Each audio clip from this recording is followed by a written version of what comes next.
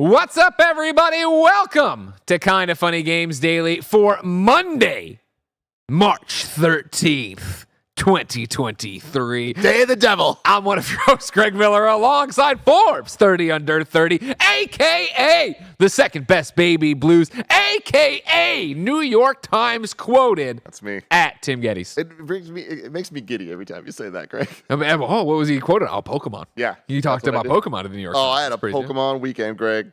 Yeah, you did this thing you do where you're like, I did this crazy Nintendo thing, and I just nodded like, yes, I understand all of this information. This makes a lot of sense to me. Well, what happened this weekend? So as you well know, Greg, I am a born-again Pokemon master, and you are attempting to catch them all. I am attempting slowly but surely to catch them all.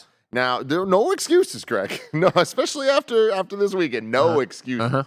So got them all in Gen 9, Scarlet and Violet, and I was like, I'm gonna go back to the beginning. I'm gonna play through the Let's Go games just to get the original Kanto Pokemon. And I was like, and I might just stop there. I'm probably gonna stop there because the original plan was I'm gonna do them all. I'm gonna catch all 1,007 of these or whatever they are, right? Yeah. Gonna play through all the games, and then I started looking into it. I'm like, that seems like a lot of time, but more so a lot of effort and a lot of weird ass WNDs. All right? Weird Nintendo decisions dating back decades at this point. All right? Sure. Because to catch them all, you can't just buy a game and catch them all. No. You need impossible. Like 20 different games, 15 different systems, all this like hootenanny. All right? And on top of all of this, Nintendo's closing the 3DS eShop on March 27th. We're days away from the end of the 3DS eShop. Over the last year, you can't put money into the account anymore. As a man who lived through the death of the PlayStation Vita eShop, I know exactly what you're talking about. I feel your pain here. Exactly. And I'm the type of person that I traditionally, if there's something I really care about, I get it because I'm like, like Mario 3D All-Stars. They're like, yo, it's limited. I'm like, well, I'm buying one, motherfuckers. I have that shit. I'm good, because then I get stressed in later times. If they're like, oh, it's closed down, I'm like, oh, fuck, what do I need to get? So same reason I got 2 mint on card over every Ghostbuster action figure. 100%. You never know. You just never know. Or like I saw these Jordans. Had to get them. I love them. Look at that blue. That's the most Tim Geddes blue ever. Bought 2 pairs. I'm looking out for future Tim. Is that the most Tim Geddes blue? Because that's like a midnight blue. I think of it more like the cyan kind of funny blue. It's a common misconception. People think that the kind of funny blue is my favorite blue. It's actually, in fact, this blue. This midnight blue. This blueberry. Yeah. Blue balls. Anyways, back to the 3DS, Greg. All right. I started looking into this, and the problem is for all of the 3DS and before Pokemon games, the only way to get those Pokemon transferred into the new thing, Pokemon Home, is this app called Pokemon Bank. I've heard about that. Yes. In addition to Pokemon Bank, to get the older games, you need an app called Pokemon Transporter. You can only get Pokemon Transporter through Pokemon Bank. So you got to download Pokemon Bank, load that in, and then it's a separate app you can download. All right, this isn't that bad. Not that bad at all, right, Greg? Here's the problem. Pokemon Bank requires a $5 fee that you pay. After March 27th, it's going to be free. But for right now, you have to pay. I don't care. $5. I could do that. But guess what? You can't add funds anymore, Greg. You can't add the funds. So what are you going to do? There's a workaround. Of course there's a workaround. There's always a workaround. You got to link your Nintendo Switch ID to your Nintendo 3D, whatever the hell that shit was called, Nintendo Network ID. If I told you, Greg, that my entire Saturday was me sitting with multiple Switches in front of me, multiple 3DSs, 2DSs, just trying to make sure I had everything, just in case I decide to do this all one day. Yeah. I'm prepped, though. I'm ready. I appreciate it because I talked to you, I think it was Friday at the close, and you're like, it has been so stressful these past few weeks. Me and G have agreed to do nothing this weekend. Yes. And instead, you just stressed out over your Nintendo Switch / 3DS connections. But now I feel great. Now it's all good. Last night, I slept like a baby. I was like, oh, one day I'll be able to catch them all, and I feel okay about that. I feel real okay about that. But then did I go a little bit crazy? I did, Greg. I did. Yeah. And let me tell you how. I started thinking this through. This is the Tim Geddes logic here. There were a couple games, Pokemon games. Every generation, I always buy one of them, right? I don't need both of them. Sure. I choose the color that's closest to blue, and I roll with it and go from there. But then I started realizing, one day I might want to catch them all. And one day, these games are going to be out of print, no way to buy them, and now because these stores are closed, you can't buy them digitally. So I bought every fucking Pokemon game I could physically. Wow. Yeah. So now I'm set. They come from eBay, Amazon? What'd you do? Amazon. Yeah. Amazon for most of them. These 3DS games are about to skyrocket in price, something I didn't think about.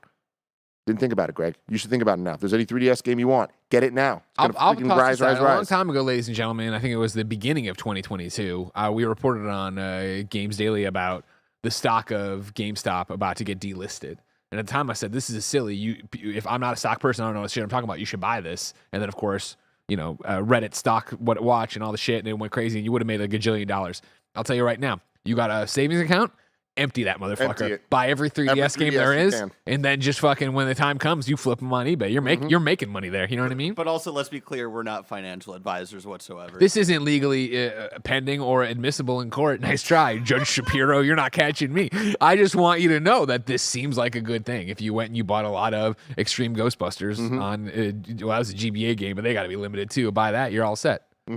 See them throwing away a bunch of Funko Pops? It's crazy. We're going to talk about more, like the fact that Mike Howard, Snow Bike Mike, has played Dead Island 2. The Last of Us Season 2 won't cover the whole second game and more, because this is Kinda Funny Games Daily. Each and every weekday on a variety of platforms, we run you through the nerdy video game news you need to know about.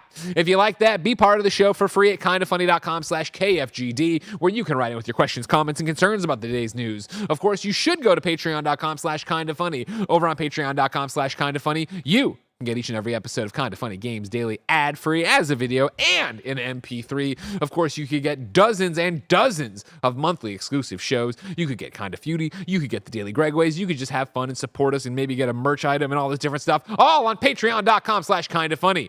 But I digress. If you want to support us for free, you can watch us record the show live on twitch.tv/kindafunnygames or youtube.com/kindafunnygames. If you're watching live, you have a special job. Go to kindafunny.com/you're wrong and tell us what we screw up as we screw it up, so we can set the record straight later for everybody watching on youtube.com/kindafunnygames and listening on podcast services around the globe.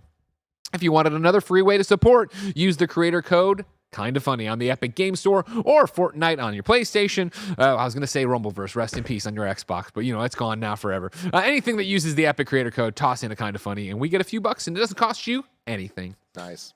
Housekeeping for you.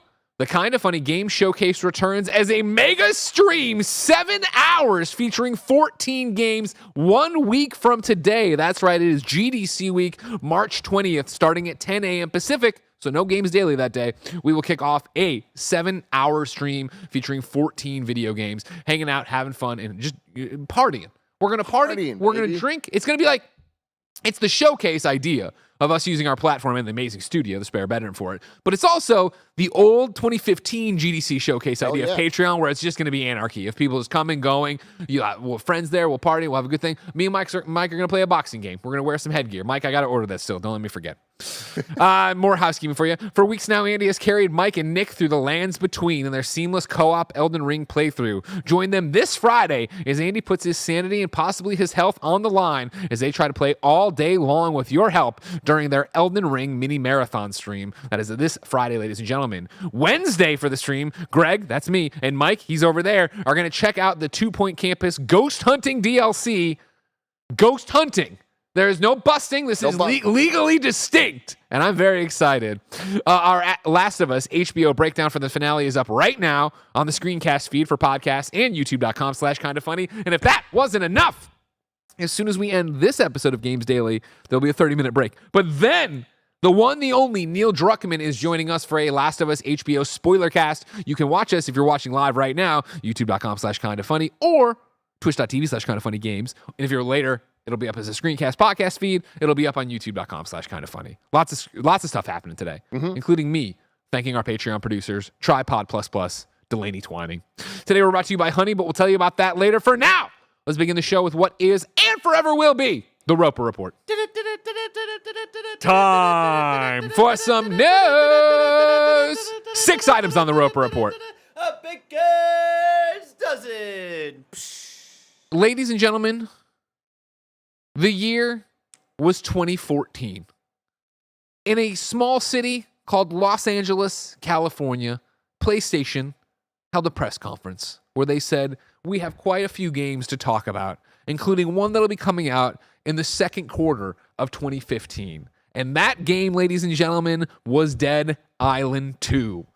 Since then, holy fucking shit, has it been a long journey to get to 2023. nearly a decade later. But this game is real. You can play it. And the host of the KindaFunny Xcast, the one, the only, the master of hype, Snowbike Mike, has played it. Hello, Mike Howard. Greg Miller, what up, big dog? I missed you, homie. It's good to see you, Tim. As always, buddy? it's a pleasure, big dog. Yeah, Greg Miller, I got to play Dead Island 2, and it is for sure real, and it took me back to a better time. 2011 through 2013. Dead Island 1 and Dead Island Over a Riptide. decade ago, I'll baby. tell you what, it brought me back to those good old Xbox 360 days. And yeah, I got the opportunity to go hands-on with the game. A 6-hour opportunity to play as much as you want for 6 hours. 6 There's hours, a certain wow. amount of missions that we could do, but I could go get lost in LA. I like showing off my yams, but Bam Get 'em up doesn't want there. me to get the yams out, you know what I mean? But I got to go around and have some fun. So I explored for about 4.5 hours, playing as much as the game allowed me to play. Okay. And I went out and explored and had a ton of fun with it. So it's very interesting because this game feels like Dead Island 1, right? If you've played Dead Island 1 or if you played Dead Island Riptide, you're going to know what I'm talking about. It feels like a 2013 game, right? We are transported back, okay. and there's some positives, some negatives about that, right? On the positive side, where It's I been really a want to- decade. it's been a decade. And Different we've developer. Seen, multiple different developers. Multiple is different right. developers. But we've seen some, progress, right? The game looks better, and the detail is in there. The world of LA is really, really cool. I prefer that over other zombie games that we've seen, right? This is something we all know. It's colorful, it's bright, it's a lot of fun to see. And they've made it now, instead of one giant open world, it's broken down into small districts that Open have zones. all a bunch of open zones and cool detail, right? So we started off in the Hollywood Hills, Okay. and we had some fun exploring that, right? You go up, you survive a plane crash, you follow this Hollywood actress up to her mansion, and that's kind of home base to start the game. And from there, you get to explore the hills and then move down into Beverly Hills. And so Question those are the immediately. two I'm zones sorry. I If had. you said it's a lot like Dead Island, and the thing, of course, that I Yeah. will never forget about Dead Island, a game I enjoyed, and Riptide that I enjoyed, despite all its flaws, Yeah. was even a decade ago how fucking slow it was to search every goddamn piece of luggage. Is it slow as shit trying No, to? I am happy to report that it is much faster now to loot and grab everything, right? And so I really enjoyed, first off, the detail of LA. I thought they did a really good job, and now breaking into smaller zones, that allowed for a little bit more detail to put in. A lot of the rooms are explorable, right? You're not going to run into just doorways and walls that you just look at and go, oh, can't go past that. I guess that's just a no-go zone. There's a lot of places to explore. Now, will you get awesome loot, Greg? Probably not. Most of the time, you're just Couple going to get spare scraps and other materials to build. Of course, if you know Dead Island, you know that crafting is going to be a big part of this, and crafting has returned. Of course, I'm going to make a bat that has a flamethrower on the end of Sure. it. I Put an got a old saw spike blade that's on got a it, nice yeah. electrical pokey in there. Of course. So it's well worth your time to go explore. But the detail is what got me, right? I go Sure. into the Hollywood Hills. I'm at this cool streamer mansion, and it is decked out with everything you want, from neon lights to a bowling alley. Every room felt like it was worth my time to go explore and see what they put in. That's what I really liked about it. Then on top of that, the zombies. Now, there's some good and some bad. Did I kill the same zombie wearing the same t-shirt 1,000 times? Sure. Of course I did. But what they did with the zombies' flesh and bone mechanics is really, really interesting because as I beat, What a statement. as I beat down the zombies, it was really, really fun to see the flesh fall off their face, to smack their legs and their leg break and then fall down, right, and become Yeah, yeah. immobilized. Like, that was really well thought out and Okay. really, really well done. We've seen it in other games. It's not new. It's not an insane take, but it's fresh in the Dead Island world, especially after a decade, right? It's nice to see us kind of progress and where we're going with that. So I really loved that. On the flip side, combat feels slow. It feels old, right? That's the issue. Is it's been done better in other games, especially when we're living in a world of Dying Light and Dying Light 2, Whew, where what a game. they really put traversal and combat at the forefront. This feels like traversal and combat have just stuck the same. Did I feel slow the entire time running through these open worlds? Of course I did, right? Does it feel the same as I swing back and forth? Yes, that's totally what it felt like, right? And that's all right. Is Sometimes- it? Is this game sometimes fun, Mike? Because you wanna zone out is the game and fun? just It's the smack question. around. Get off the. You're Greg right in the Miller, middle. here's where it's at. If this was 2011 or 13, shit. this would be fun. In 2023, this was not fun. Oh. Right? To me, this wasn't like I got to shut everything down and do this. Now, Sure. people are going to find enjoyment in this, course. right? People love zoning out and just mindlessly hacking and slashing zombies. But what I was looking for from Dead Island 2 a decade later was elevation. I was Sure. looking for you to bring something new, something fresh to it. It all, sucks right? because we're watching gameplay right now if you're an Yes. audio listener, and like this looks good. Yes, Yeah. the game looks pretty, right? That's what I said. The detail is there. The game looks good. It runs well, right? But the issue is you're doing the same thing from 2013. Yeah.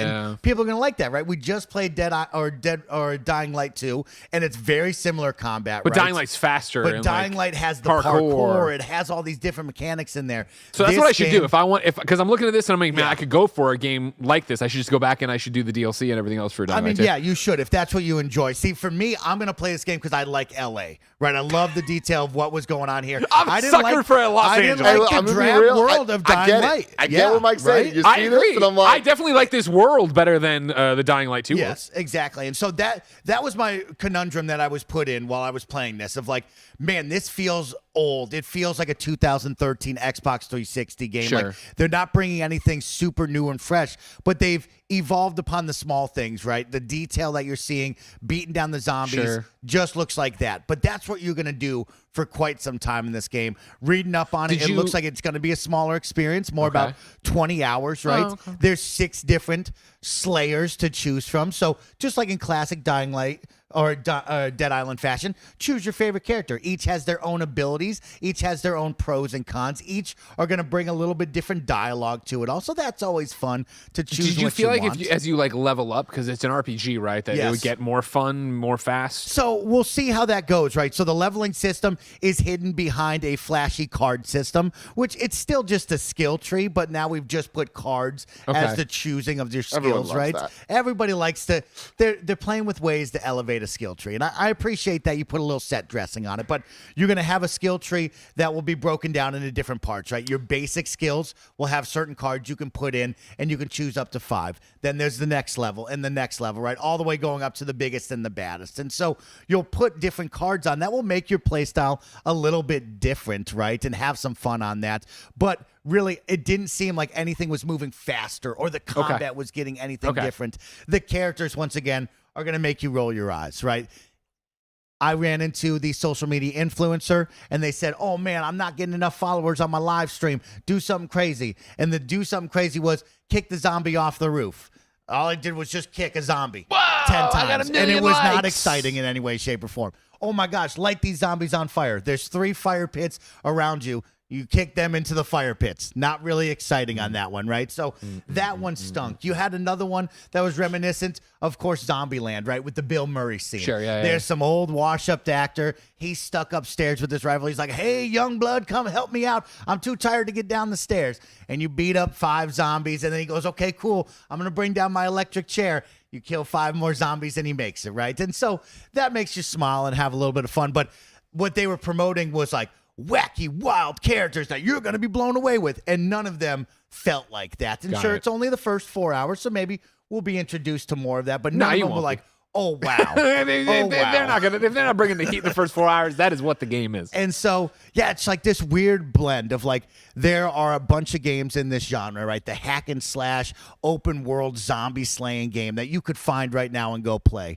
And this feels like it's the exact same Dead Island from 2011, just now with a little upgraded look, some better details, and a little bit more action to it all. But it's going to be the same game you played before. Mike, my question for you is: with last year, we had both games that we saw the trailers for, and we're like, I don't know. There was delays. There was a lot of like, is this what's going to happen? Dying Light ends up coming out, and I would say surprised you guys. It did. Right? Yeah, we had a where lot of it's fun with that game. like, hey, not the best thing ever, but Fucking hey, awful way- final boss that ruined everybody's impression. See, overstayed its welcome. Yeah. Little too long. But way better great than we combat. expected, Yeah, good based on- traversal, fun basic combat. Yep. And then Saints Row, kind of a similar type situation, and then that came out and just shot the bed. Like nobody was like defending that, at least on our side.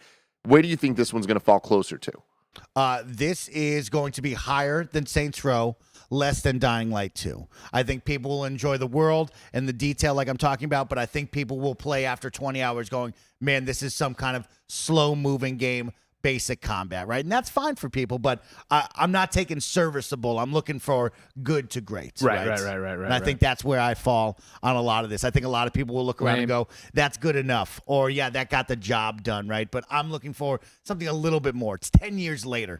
We could have evolved a little bit there. Yeah. Damn. And so that's my Dead Island 2. Higher than Saints Row. Much higher than Saints Row. Much higher. I mean, there's an easy floor for that one, okay? Much higher than that. But this isn't something where I'm like, oh, drop everything when this game comes. I have to play all the way through it. We'll see on the final product if I play all the way through and I get involved. Sure. You know, if it's a smaller story, 10 to 20 hours, I'm into that. Mindless zombie slaying, maybe that's up your alley. But this is what you're going to get from Dead Island 1 and Riptide. It is that. So don't expect anything more. Okay. Thank you so much, Thank Mike. you for your guys service. for having me. It was Mike, always fun. Before you go, Yeah. KindaFunny has given you and me everything. Yes, A you guys paycheck, have. A roof over our heads. Both of us, not just you. Endless in and out lunches. Endless in and out things. And we are dedicated to making the best content possible. Yes, we do. Thursday, do you want to say fuck all of that? You drive to me. We get in my car. We drive to Sacramento to watch your Missouri Tigers in the NCAA tournament. 100%. Fucking For real? We're going, baby. We're going to the tournament. Sacktown, baby. It's the city of trees. It's the city of trees, everybody. Thank you, Mike. Thank you for your report, and thank you for busting your own chair. We love it. Number 2 on the Roper Report, ladies and gentlemen, comes from VGC's Andy Robinson, who writes, HBO's The Last of Us Season 2 won't cover all of the second game. Season 2 of HBO's The Last of Us show will not cover the entirety of The Last of Us Part 2 video game its creators have revealed. Speaking to GQ co-creators Neil Druckmann, who's going to be up next with us here on twitch.tv/KindaFunnyGames and youtube.com/KindaFunnyGames, youtube.com/KindaFunny, and Craig Mazin discussed their plans for a second season of the show following Sunday's final episode of the hugely successful HBO adaptation. Asked if season 2 will span the entire course of the second game, Mason replied, no way. Druckmann added, quote, it's more than one season, seemingly confirming their intention for a season 3 of the show. Asked how many seasons the second game content is intended to be told over, the pair would not confirm. Quote, you have noted correctly that we will not say how many, but more than one is factually correct, Mason said. Earlier in the interview, the pair offered hints at how they're going to adapt The Last of Us Part 2's more complex story structure, which relies on multiple perspectives and perspective shifts. Mason said that, like the first season, there would be some elements identical to the game and others where they would make changes. Quote, I think we know what we're doing on this one, he said. I'm not saying that in a snarky way. I'm saying that in a hopeful way. There are going to be things that are going to be different, and there are things that are going to be identical. There are things that are going to be added and enriched. There are some things that are going to be flipped. Our goal remains exactly what it was for the first season, which is to deliver a show that makes fans happy. Oh, The Last of Us Part 2 making fans happy? Craig, slow down. The pair also addressed the mixed reaction to some of the story elements of their Last of Us Part 2 video game, telling GQ that they're happy to have strong reactions to their material. Druckmann said, quote, I guess to go back to the earlier Todd Phillips quote from Craig, which is like, I don't care. How they react is how they react. That is completely outside of our control. So, how do we make the best TV show version of that story? That's the problem that we wrestle with every day, end quote. Mason added, to the extent that the storylines move people to rage, confusion, or disappointment or anger, well, that, I suppose, is preferable to the worst possible outcome, which is indifference, end quote. Tim, I've said it before. Mm-hmm. You are very, very smart That's me. when it comes to entertainment coverage. Thank you. We Of course, definitely need that asterisk. Hey man, we all got our pros, we all got our cons on this, all right? One of the things you had said during our of course, spoiler-filled episode by episode breakdowns of The Last of Us, which did everything. And by the way, we're going to I'm sure we might spoil Last of Us Part 2 here if you know nothing about Last of Us Part 2. You had said that you definitely saw the next season not being the entire game. Yeah, and I don't think that is that wild of an observation. And this isn't the first time that they've said this either. Shut the fuck up. But it makes a lot of sense. I think that when we look at the content of Last of Us Part 1 and Part 2, there is a significant amount more in 2. I'd say there's double. There's probably an entire game's worth more of just pure plot and things that happen.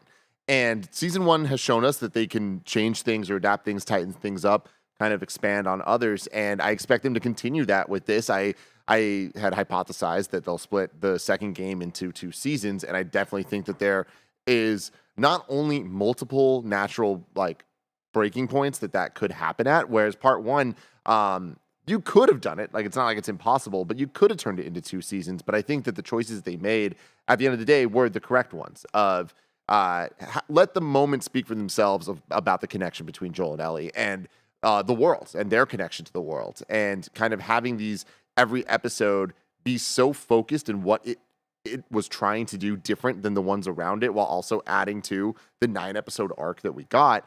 I think you can apply that logic to a season 2 and a season 3 that are both adapting parts of part 2 while adding as well. You look at the Bill episode of this season, and I think that there are multiple characters in part 2 that they could do that for. When we even talk about the Kansas City scenario in the show, I forget her name, but the leader. The leader. I want to say Margaret. That doesn't sound right though. The sect there. I can really imagine that Kathleen. Kathleen, yes. Thank you, Translated Soul. I can see more episodes like that, kind of going through many different characters, many different factions that exist in part 2, and that really excites me. And I feel like they're kind of at a point now where season 1 was the proof to the world that Last of Us actually is as good as we've all given it credit for, and I think that they've succeeded in that. I think now that they can kind of take their foot off the brake a little bit and get a little bit more into the story that they want to tell, and like take a little bit more time. Like, I'm sure that Neil, Craig, and the entire team are now like, what do we want to do? The world is ours. The HBO will give them anything they want at this point. Not that they already hadn't. And right? HBO is also probably begging them to make this as many seasons as you possibly fucking can. Yeah, but HBO also isn't I know. known for I don't that. mean Like, they actually are being like AMC or whatever, but they love money and they love the reaction they're getting. And For like, sure. so how can we make this longer? But I do think that like this, we're in a kind of best case scenario where the creators want to make more, the fans want to see more, and HBO wants to support more because of how well the show's doing. Like, you don't always get that perfect combo. And from everything Neil has ever done, I don't think it's going to outstay its welcome. No, I of course think not. that very much like if there is more, it's going to be because it feels authentic. I don't think you're going to go through a Game of Thrones looking glass, right, where Last of Us Part 3 starts as an HBO thing rather than a game. I don't either. Yeah, definitely not. And like I've said a million times, I actually think that season 4 is going to be factions before we get to a part 3. Like, I think it might be more of an anthology type season where it is diving into characters we either are familiar with or aren't familiar with to build out the world even more to then get to eventually whatever part 3 of the game is. Start looking at the timeline on this, right? There's no way we're getting this next year. They haven't even started shooting this. We know that they started shooting Last of Us Part 1 years ago. The pandemic happened. There's been a lot in the way. But I imagine that we're going to get seasons 2 and 3 back-to-back year after year.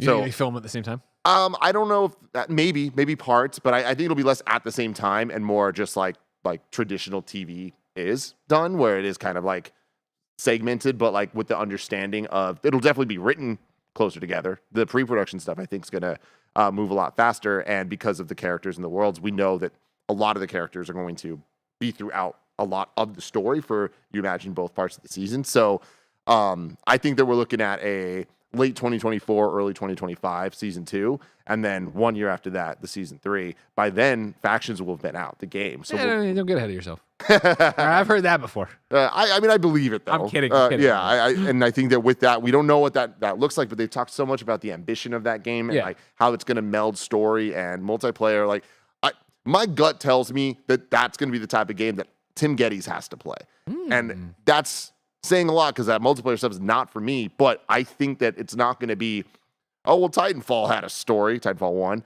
I think it's going to be more like embedded actual narrative and character in the multiplayer to a point that there'll be stuff to be able to take from for a season of the show.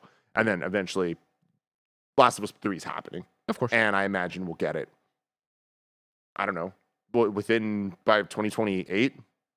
Okay.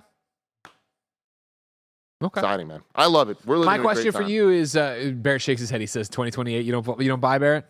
No shot. We'll see. We'll see what Naughty Dog's working on beyond this factions deal and go from there. Mhm. I do think whatever. I could see. I think by 2030 you'll have it for sure. I mean, yeah, sure, whatever. Like, Hey, whoa, no. I'm just saying they'll announce it. Like, it'll be announced for 2028, and then it may or may not hit it, whether or not we have Fair enough. another global pandemic. As I've said before, ladies and gentlemen, spoilers for The Last of Us Part 2. So this is your chance to mute or whatever. We'll tap our heads or Barrett will flash something. Where do you think do you think it's just like the game? Do you think the break comes that we have the final climactic moment in the theater and then we cut and in season three is we start with Abby? I don't.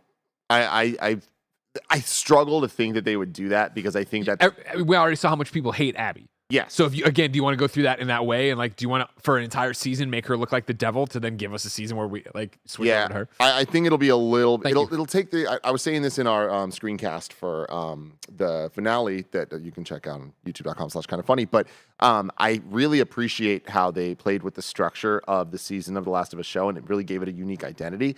And I think that Last of Us 2's structure and formatting is one of the things I enjoyed most about it. And when you look at the game, when we talk about Last of Us Part 1, we talk about winter, we talk about spring. Like the seasons were the natural breaking points in the story, so much so that they got title cards, right? Yeah. And I remember going into Last of Us 2 and being like, what's that going to be? Like, what's their kind of formatting going to look like? And them using the different days and the locations as well to kind of like show where we're at, I thought was a really wise way of being able to play through two perspectives of not the same story, two separate stories happening that interconnect in some way, in a lot of major ways, but they're also doing very separate things. And then also that allows for even longer flashbacks to occur that can be their own episodes to themselves or whatever. But because of that, I think that they could play with that structuring a lot more than Part 1. Because they have the days that they can rely on. And again, in the show, there wasn't a winner title card.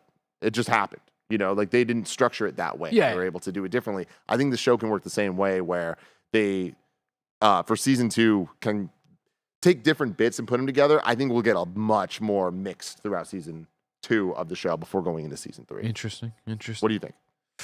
Yeah, I'm not smart enough to tell you how they'll do it. I think they have to do it that way because again, I don't think you can do the entire season 1 the way it happened in the Ellie part of the game and then have it be that season 3 picks up with Abby and not have people be like, I fucking hate Abby. Why am I here? Yeah. Like you need to, and I think that, they did such a good job throughout season 1 of, giving us antagonists and also giving us a glimpse at why they're like that. And so it's maybe even if you don't agree with them or whatever, like you're still cheering for Joel and Ellie, you are like, I get why you're this way. I get what you're trying to do here. Now, isn't that the point though of The Last of Us Part 2, at least how Neil has talked about it, where he wants you to start off from a place of hate to then slowly think more and more of where they're coming from their story? I do, but I think they sprinkled that into this season the first time by fleshing out characters more, and like even like David, who obviously is reprehensible, but like you see his community and how they rely on him, and you can kind of be like,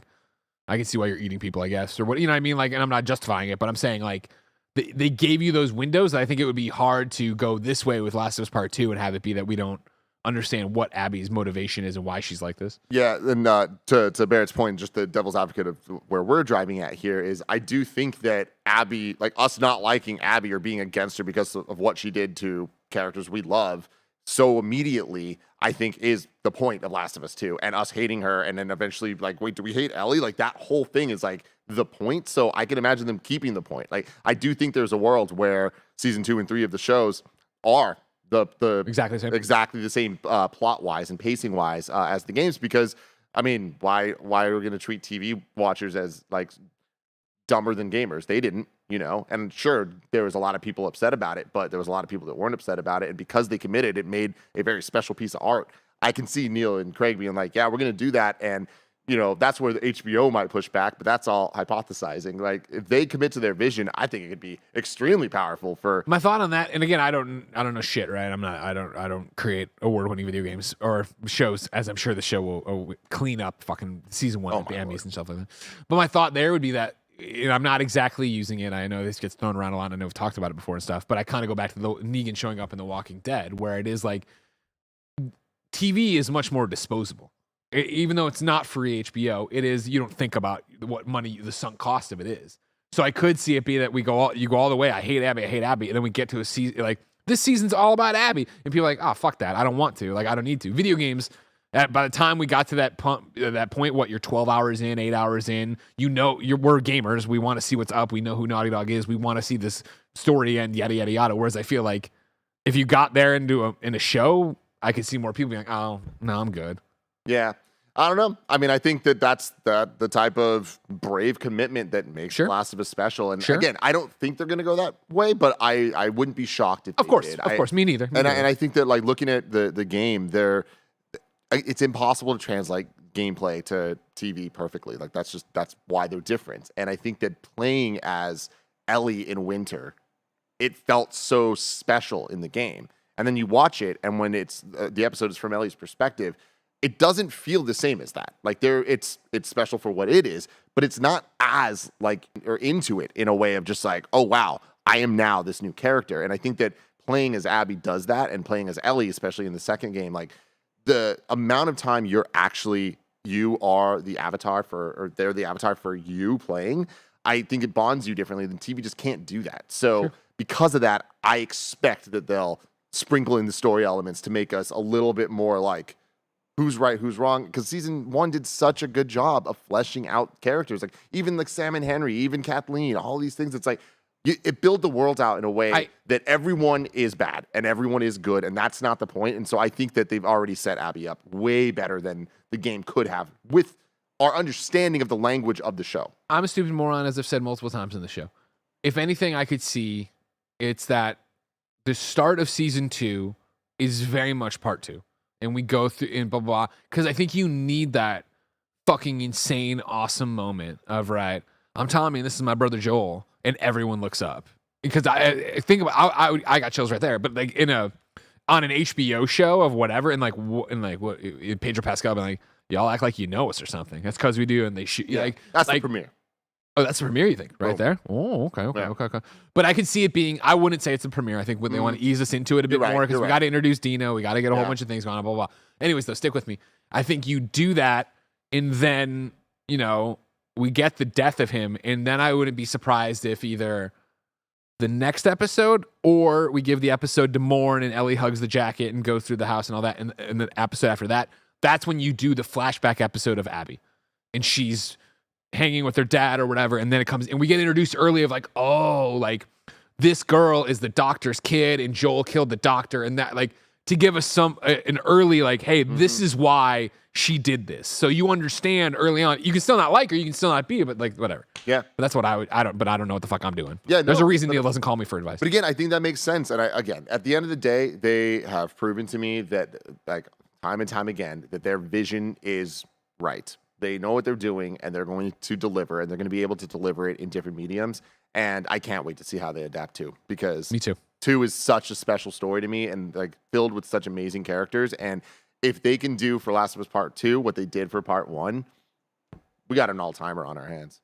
Can't wait. Really quick, I just someone in the chat. It was a long time ago, but I just love the idea that they brought up of the finale for season 2 being the line from Abby of like, we gave you another chance and you wasted it, and then it just cuts to black, and that right there is like, phew, yeah, what a way to leave that as a cliffhanger. We let you live. Yeah. Anyways, you can take off spoilers, bro, and I want to apologize personally to Shadow Fox in the Twitch chat, who said, I'm still talking about this. I want to get back to gaming news. I apologize, Shadow. Number 3 on the rope report. Nintendo thinks Zelda Tears of the Kingdom will justify its $70 price tag. This is Tom Ivan at VGC. Nintendo of America President Doug Bowser has said the company expects The Legend of Zelda Tears of the Kingdom to justify its $70 price tag. The company announced last month that the upcoming game costs $69.99, marking the first time it has charged more than $59.99 for a standard edition of a digital Switch title. In a recent interview, Nintendo's U.S. boss was asked how the platform holder reached its decision to price Tears of the Kingdom at $70. Quote, "We look at what the game has to offer," Bowser told Associated Press. "I think fans will find this is an incredibly full, deeply immersive experience. The price point reflects the type of experience that fans can expect when it comes to playing this particular game," end quote. After the game's price was announced, a Nintendo spokesperson suggested $70 won't necessarily be the new norm for first-party Switch software, stating that the company determines the suggested retail price of its products on a case-by-case basis. Bowser said on the matter, quote, This isn't a price point that we'll necessarily have on all our titles. It's actually a fairly common pricing model either here or in Europe or other parts of the world where the pricing may vary depending on the game itself, end quote. Tim, Bowser can say all he wants. He can. But I'm sure millions of gamers will join me in boycotting this. No Tears of the Kingdom for us. Need to let you know, Greg, I finally got my hands on a $40 copy of Metroid Prime Remastered physically. It's on the way to my house. We did it, baby. We did it. This man makes financial decisions that are good. Thank you. Thank you. I appreciate that. But yeah, no, here we go. This isn't a surprise. What would Doug Bowser say? No. This ain't going. Yeah, we fucked up. Sorry, we guys. fucked up. My bad. No, but also on top of that, like I know that there's a lot of nuance to this conversation and the value of a game and XYZ, and to everybody it's something different. I look at this and I buy it. I get it. I understand why they're doing this, and I understand that they can do this because of what they're promising with this game. There's a promise here, and I think that they're going to meet that. And Nintendo's always had different price scale compared to the other guys throughout the generations. When I remember back in the GameCube days, like there'd be games that were cheaper on GameCube, and Game Boy Advance games were $30, and it was like that was just the first party standard. And then as everything got more and more advanced, prices went up and up and up. Now the difference is here we are, $70 titles on next gen PS5 and Xbox Series X games, and that comes with 4K, and that comes with HDR, and that comes with this, and all the fancy stuff. And Tears of the Kingdom's just not going to have that. And I do think that there is something there that irks me, where I'm just like, I don't like that I'm paying next gen prices for an experience that it oftentimes lets me down on a technical level. Sure. But on a gameplay level, it backs it up in 10 times. Like, I know what I'm going to get from Zelda. I know how many hours of not just gameplay, of enjoyment I'm going to get from the game. So I don't think that $70 is too wild of a price for this. And also, I don't expect Nintendo to raise every game to be $70 because every game's not Tears of the Kingdom. What else? What's the next game that's going to be 70? That is what I'm really interested in. Because, yes, at some point, you get away with it enough that it does become standard. Sure. Yeah, but for the next Mario game. Yeah. Is that $70? And if it isn't, do people then immediately go, oh, well, then it's a less experience.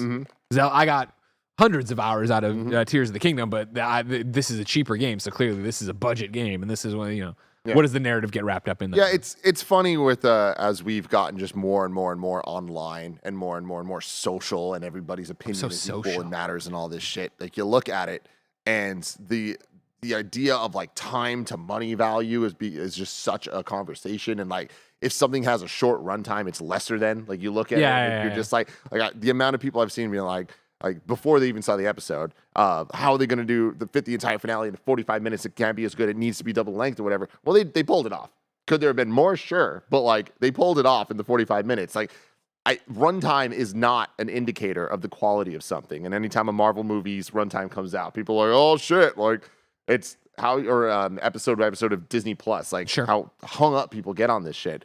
And I think that with games, it's the same thing of just like, more is not better. Are you enjoying the hours you're playing? How much are you enjoying those hours? That to me is where the value comes into play, and what you're starting to talk about in terms of the price to gaming experience value that you're getting all the time. And every once in a while, people like try to throw this back at me as if I said something stupid, where people always say Xbox Game Pass, best value in gaming. Sure. And I was making an argument. It's an incredible value in gaming, and it arguably is the best value in gaming. But I remember playing Last of Us 2, and that was $60. And to me, that $60 and what I got from Last of Us 2, that's one of the best values in gaming. Sure. But that's what value is. It's what it is to you and what you expect to get out of something. I don't need a million different games that I can play that I'm not going to play. Sure. I understand 100%. And I think that goes back to the old adage, right, of like what something's priced at, right, and what it comes down to. Like, the cost is what people will pay for it, or the worth is what people will pay for it. Based on the last Zelda game, Breath of the Wild, right? Like, I will gladly give them $70 for this. Les will give $1,200. Bless is a crazy person, but yeah, that is the idea of like, it'll be interesting to see how they slide this forward and what does it mean for other games and yada yada. But like, I have no doubt, based on pedigree and based on just trailers and mainly just hopes and dreams, but the proven product of what Breath of the Wild is, that Tears of the Kingdom is going to be worth $70, $10 more, sure, whatever. I fucking adored Breath of the Wild. You know what I mean? What a great time that game was. I'll never forget that. It was when we got the Switches, obviously, for review and all that jazz. But then I forget what must have been PAX East. you and me went. And I remember we were broken up, and at one point you passed me on the thing, and I was like, I've never had a flight go this fast. Oh, yeah? I'm having so much fun. I was doing the Divine Beast elephant or whatever. Like I was having such a great time. I told the story last week, but that same flight, I was sitting next to Danny O'Dwyer, who was playing his Switch for the first time on Breath of the Wild. Like he just booted up, and like the whole time it was just the two of us playing through, and it was just like, this is magic, man. And we're about to get that magic again, just a few short months. I can't wait. If you want magic, ladies and gentlemen, you should go to patreon.com/kindafunny. Over on patreon.com/kindafunny, you can get each and every episode of Kinda Funny Games Daily ad-free. You can get dozens and dozens of exclusive shows that are only available on patreon.com/kindafunny. And you can often get just merch there. You can watch us record the podcast live as we record them, like we're doing with the Kinda Funny podcast this afternoon, and so much more. But I digress. You're not on patreon.com/kindafunny. So here's a word from our sponsor. Shout out to Honey for sponsoring this episode. Honey is the easy way to save when shopping on your iPhone or computer. And thanks to Honey, manually searching for coupon codes is a thing of the past. And we all know there's nothing better than the feeling of saving money. Honey is the free shopping tool that scours the internet for promo codes and applies the best one it finds to your cart. When you check out, the Honey button appears, and all you have to do is click Apply Coupons. You wait a few seconds, you see the fun little dancing guy. Honey searches for coupons, and it finds you the best ones. And then you just watch the prices drop. We here at Kinda Funny have been using Honey for years, and it's helped us save thousands on tech, costumes, food, you name it. Honestly, I just love how easy it is to just set and forget and save. That's the best part. Honey doesn't just work on desktops, it works on your phone too. You just activate it on Safari on your phone, you save on the go. If you don't already have Honey, you could be straight up missing out. You can get PayPal Honey for free at joinhoney.com/kindafunny. That's joinhoney.com/kindafunny. Carlo plays, I finally got around to Odyssey to use my Switch. Was pretty bored. Fuck you. What the fuck, Carlo? Do you have no joy in your fucking heart?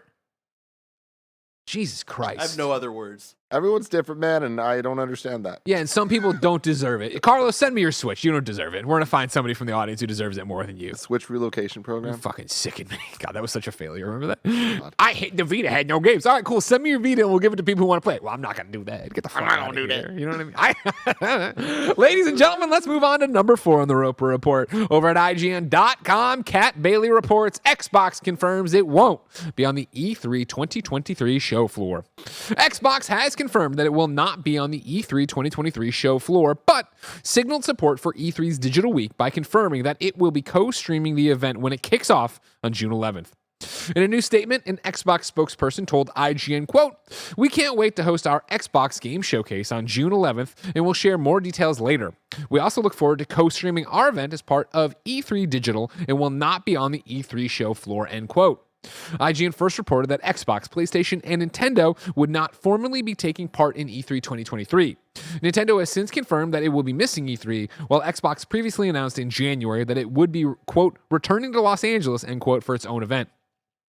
Xbox's confirmation was in response to a list of questions sent by IGN on whether it would be taking part of E3's week of digital events, while asking for more clarity on the nature of its physical event, which did not receive a response from Xbox. E3's digital week will be roughly, let me try all over this again, ladies and gentlemen. E3's digital week will roughly align with Xbox's showcase and will feature streams by Guerrilla Collective and other groups. Shocking, Timothy? No, it's just a bummer, man. And again, broken record stuff on this. But like, I wish we lived in a world that Summer Game Fest and E3 could just get along and just be one thing. Because the advancements that both seem to be making have so many pros on each side. Like Summer Game Fest last year was incredible as an in-person event. Sure. What I'm saying. But the formatting of having an actual press conference, like having the showcase, the kickoff thing, where everyone can share a stage and make announcements for their games, and then having a place that media can go to and play those games, some of those games, and the way it was presented, like it was just awesome. Like I feel like they nailed that approach in a way that I've never seen in the games industry. Meanwhile, we have E3. And there's a lot to say about E3 in a million different ways. But when they did their digital version, the one you hosted, where it was kind of just like, you get you and the panelists, the GameSpot and IGN, et cetera, getting together and kind of filling the gaps in between the showcases and then teeing those up. I did appreciate it was way too long and there was way too much nothing in that. But I appreciated that E3 was finally like, we're going to have E3 is going to be a thing that we're presenting to the public, not just a place people can go. Yeah.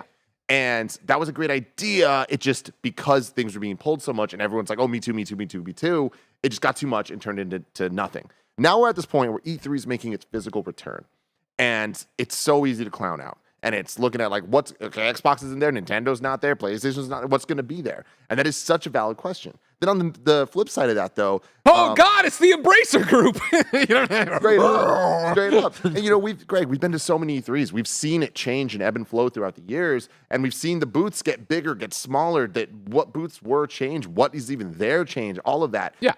What they talked about in the last couple of weeks about what E3 is going to be this year actually sounds really exciting for the people that are going to be there from a platform perspective of them talking about their having the bar in the convention center. Pretty much all the stuff for people that go there, they're making it better. They're enhancing the experience. There's an understanding for what is going to be part of the show, the experience, what you're paying for, what media is going to be able to do, network and all that stuff. They're making it easier. They had this whole thread a couple days ago talking about how when the games industry comes to LA for E3, yeah, they are split between the JW Marriott, the Hilton, the this, the that, going to all these different bars. They're like, we're gonna have a bar here. This could be the place. This could be where everyone hangs out and networks. And super stuff. smart. And I love that. And there was so many other decisions like that they're making that I'm like, this sounds great. But if there's no games there, if the reason to get people games, I know, but like that's I've talked about this before, and I go back to it will be different, but how different? You know what I mean? Where it's like, I've said it before, you're like, oh man, you want to go, you see the PlayStation showcase that kicks off E3, right? Or nothing kickoff. It's the Monday of E3. They show this awesome playthrough of The Last of Us. That's amazing. If you go to PlayStation's booth on the E3 show floor, you do not see that game. That's not what's there. You go to the behind closed doors thing over there that's like select people and yada, yada, yada. But even then, there's a presence of PlayStation. Sure. It feels like, oh, this is video games. And it feels like you're in the culture of it, being at E3 and being at the PlayStation booth. Even if you're playing third-party games. Like, I remember going to the PlayStation booth at my first E3, and sure, I didn't get to play whatever was being shown, the Twisted Metal, I think it was. I didn't get to play Twisted Metal, but I did get to play Ultimate Marvel or Marvel vs. Capcom 3, which wasn't out yet. But that's my thing is I right there pump the brakes, then that's at Capcom's booth. Yeah, if there's an Xbox, there's the Xbox showcase they're talking about right now, right? That's going to have, sure, Xbox's run of first-party titles that won't be at E3 present, but there's going to be a bunch of third-party partners that probably will have booths and be there. But I imagine there's a lot of third parties that can't afford it, that can't afford it, that were they're there Jeff's because thing or whatever, of marketing partnerships and all that stuff. It's just we're so close, and there's so many good ideas. They're just competing with each other, so I think it spreads both sides thin, and like that's just the ultimate bummer for me. Of course. I get it. There's so many business reasons why, but. It sucks because I am excited for what E3 seems like it's going to be. I just don't think with what it has, it's going to be able to pull it off correctly. And I think that the Summer Game Fest side of things is a lot more set up where they're going to be fine. Like Jeff's created. Well, that's like a curated thing. Yeah. That's what it feels like, right? Mm-hmm. It feels very much like E3's like, yo, anybody, please come show some stuff here. We're going to have a bar. We're going to have a whole bunch of cool stuff, blah, blah, blah. Whereas Jeff feels like, all right, cool. I'm going to go to people. You're going to make pitches to me. I will make the choices on what goes and where. Yeah. And it creates a very special experience. But we'll see what this year looks like. I'm excited, but of course, I'm not expecting them to knock it out of the park on either side. Wow. Yeah. Summer Game Fest or. Because of how much they're going to be pulling away from each other. I think both are going to be. I think Summer Game Fest this year is going to be awesome. I think they're going to nail it in terms of like a lot of things we're looking for compared to last year from a consumer perspective, and like they already nailed it from a media perspective. So I think they'll do great there.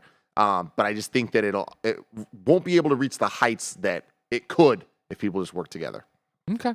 Well, let's see if they work together for story number 5. You want to catch them all, and it seems like the Pokemon Company wants you to catch those NFTs. This is Chris Scullion at VGC. The Pokemon Company is hiring someone with, quote, deep knowledge of NFTs and the metaverse. I should hire Tam. He has deep knowledge of them. Weesh.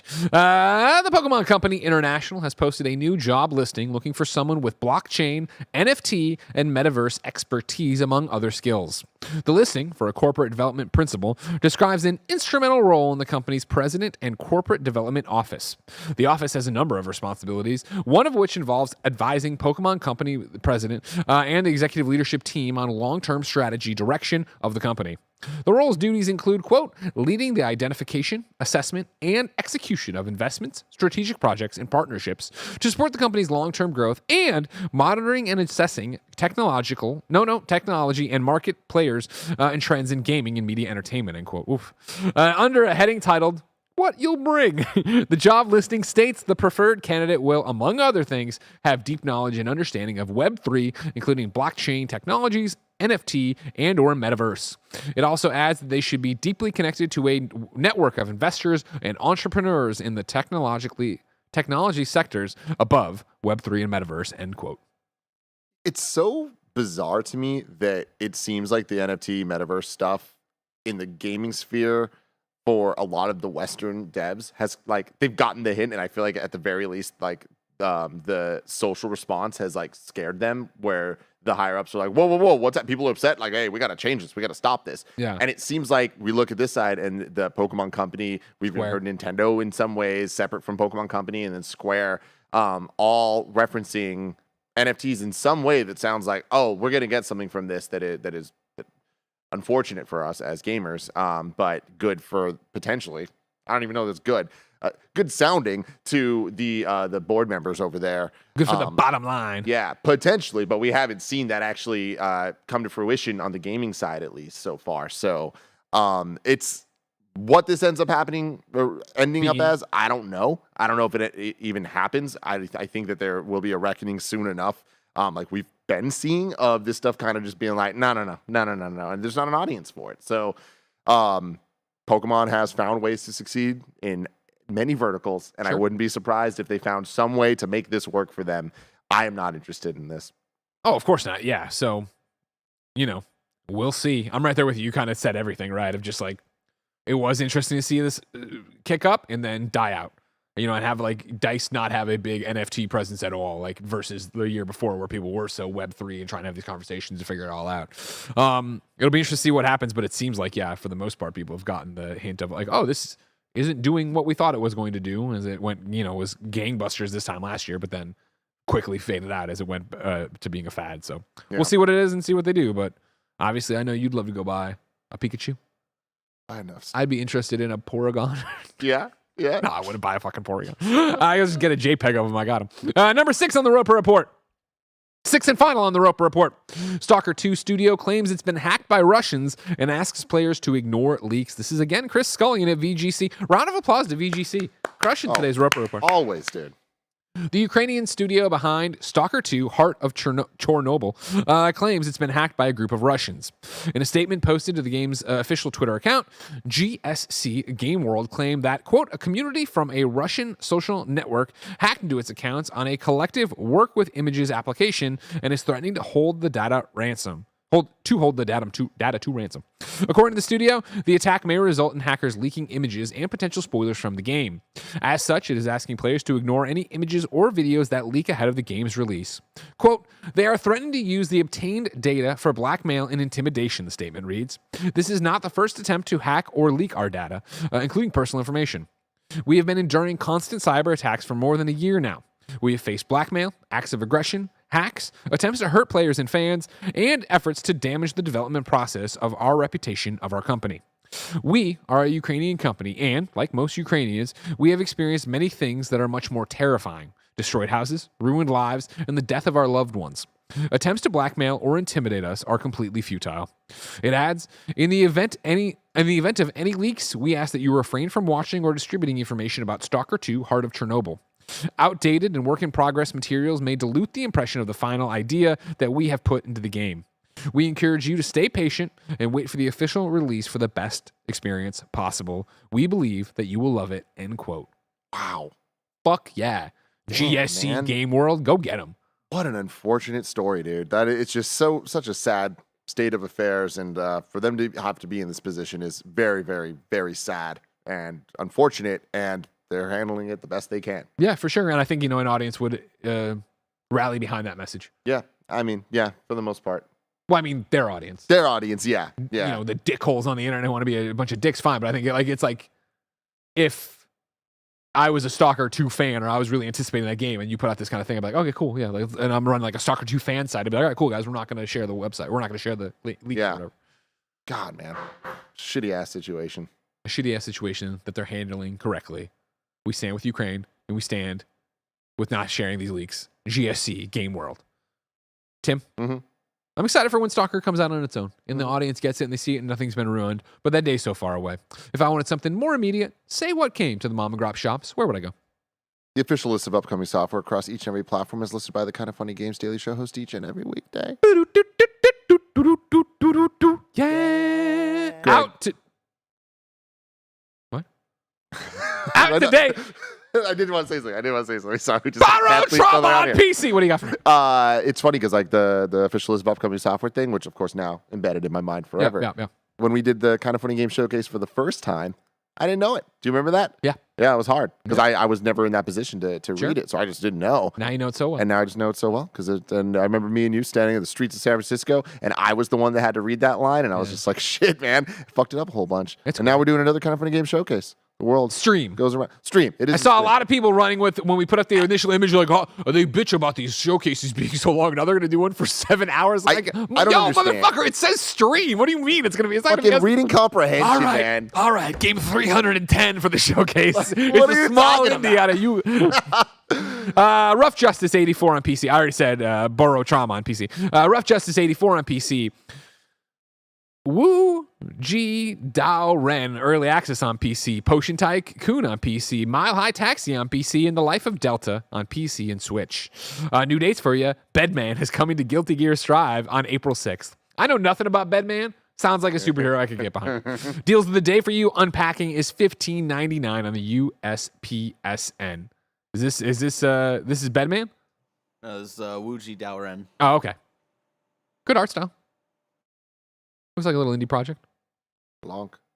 Oh, no, it's not like Blanc. Oh, it looks like Steven Seagal in that one thing when he's fighting. You remember when he did that? He just pushed people around? You remember this? Like physics? No, I don't. What? Really? You never saw this clip? No. Old ass Steven Seagal, like just doing like this really bad like demonstration. I digress. Ladies and gentlemen, we ask people watching live on twitch.tv/kindoffunnygames and youtube.com/kindoffunnygames to go to kindoffunny.com/you're wrong and tell us what we screw up as we screw it up. Jordan Deeb writes in and says, Tim said there are at 1,007 Pokemon. However, if Scarlet and Violet, we are at 1,008. After the most recent Pokemon Presents showing off 2 new Paradox Pokemon and the legendaries for the DLC, we are now at 1,015 Pokemon. Crazy. Wild.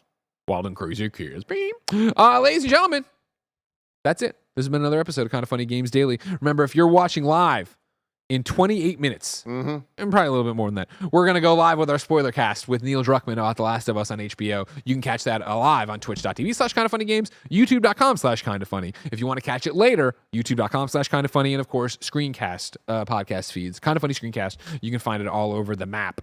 Of course, this has been Kind of Funny Games Daily, each and every weekday on a variety of platforms. We run you through the nerdy video game news you know about.